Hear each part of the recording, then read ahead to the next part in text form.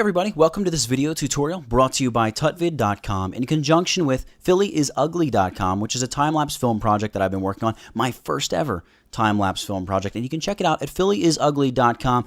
Today, however, we're going to take a look at just basic video editing in Adobe Premiere Pro. I am not a pro video editor by anyone's standards, and I've not done a huge amount of video editing, but when it came to this whole Philly is Ugly project, I've done tutorials on the process that I've used for everything else, so I figured, you know what, I'll crack open Premiere Pro and I'll show everybody how I use Premiere Pro as well, and feel free to judge me. So with that in mind, we're going to go ahead and begin using Premiere Pro, that is, and I'm going to create a new project. Now, this Philly is Ugly project, I have created a series of clips, these video clips. I can find them. Where can I find them? I can find them somewhere here in this folder. So there are a bunch of video clips here, and all of these clips, you can see it's a very wide screen. In fact, I'm going to open up one of the smallest clips here in a QuickTime, excuse me. They're quite huge. It's 2580 pixels wide by 1080 tall, so 1080 pixels tall by 2580 pixels wide. So I want that to be the size of my Premiere profile. So I'm going to go ahead and browse to a location that I like. I actually have one there that I like. I'm going to name it tutorial or something like that, or if I can spell tutorial, there are tutorials, that's fine. Hit OK, and I'm going to choose a DSLR 1080p 24 frames per second. Now, 1080p, if I look at the frame size, is actually 1920 high by 1080 on the vertical. Not what I want. I want the 1080 on the vertical, but I want 2580 on the width. So I'm going to go to settings, and I'm going to set the frame size to 2580 by 1080. And then I'm going to go ahead, and hit OK to open this up in Premiere. And you can see I've got this nice, thin, very cinematic, widescreen Premiere file. So I'm going to choose to set this to fit. Actually, maybe I'll go back to 25%. I don't know what I want to do. Then I'm going to go over to my little project folder here, and I'm going to drag in a video clip. In fact, I'll probably drag in this revised clip and just kind of give you guys a quick basic overview of how I was working this whole thing. In fact, I'll even drag in maybe part of the soundtrack just to show you how I was sort of cutting the video to go with the sound and the soundtrack. So I'm going to drag in this MOV file. Drag it into Premiere Pro, drop it, it's going to go ahead and import that file. Boom, there we go. If I drag this over to my timeline here, it's going to say, hey, clip does not match the sequence's settings. We can change the sequence settings, I guess, to fit that. See, this is where my video skills really start to fall flat, but put up with me for it. So that's what we've got now. We've got the video file dropped in. In fact, if I hit the space bar to play it, we get a very low quality version, and we can see that our clip is in fact playing very nicely. There we go. Cool. Now, what I'm going to do is, this is actually two clips. If I get to the middle, you can see that we then switch to the airport shot. So the idea is, I actually want the airport shot to come first. I want the bridge shot to be after the airport shot. And it doesn't really make sense, but it's just so I can show you how I was doing some of the cutting and things like that. So what I'm going to do is, here in between the two shots, I'm going to zoom in a little bit on my timeline. And, oh, by the way, I'm zooming in. I should probably make my Premiere window a little bit smaller so you can see what's going on here. Bear with me here. This little zoom bar, if I drag it in or out, will zoom me in on the timeline. So I'm going to zoom in on the timeline, and I'm going to find, you see there's that little black buffer in between the two clips. So I'm going to use my arrow keys and nudge over until I see my last frame. And then I'm going to grab my little slice tool, the razor tool, and I'm going to cut the clip there. Then I'm going to use my arrow keys and just go to the right until I get to my first frame of the airport, and I'm going to cut it again. I'm going to grab my selection tool. I'm going to select that little sliver in the middle, this little guy here, and I'm going to delete it by hitting the delete key. Gone. So now I can take the airport and I can move it ahead of the bridge shot. So I'm going to move the bridge shot up onto the second video track. I'm going to move the airport shot back. Oh, wrong clip. Grab the airport shot, excuse me. There we go. So we've got the airport shot.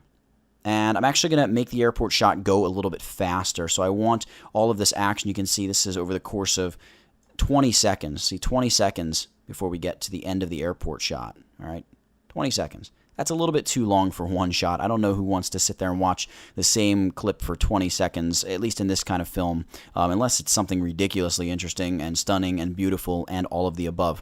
So 20 seconds is a bit long for something like this. So we could either cut it down, or we can go ahead and just speed the clip up. So if we increase the clip, make it twice as fast, let's say, it's going to cut it from a 20-second clip to a 10-second clip. So that's great. So what we're going to do is select the clip, right-click on it, and choose speed/duration, and set the speed to 200%. Hit OK, and there we go. We've shortened our clip. That's pretty cool stuff. And we can then grab the end of it if we want and even shorten it a little bit more just to trim off some of the junk on the end. Now that we've done that, I'm going to grab the bridge shot and move it back, and we can see we'll go from the airport right over to the bridge. Now that we've done that, so that's basically how I was going ahead and fitting clips together. Some clips I sped up. I didn't really slow any down because I wanted to keep that 24 frames per second thing working in there. So some clips I would speed up a little bit, and that can make your clouds move faster. That can make traffic move faster. Things like that. That can be pretty cool effects in a time-lapse film. And then we're going to basically adjust this so this cut happens right at wherever our soundtrack ends up making a little bit of a cut in the music. So I'm going to go grab the music.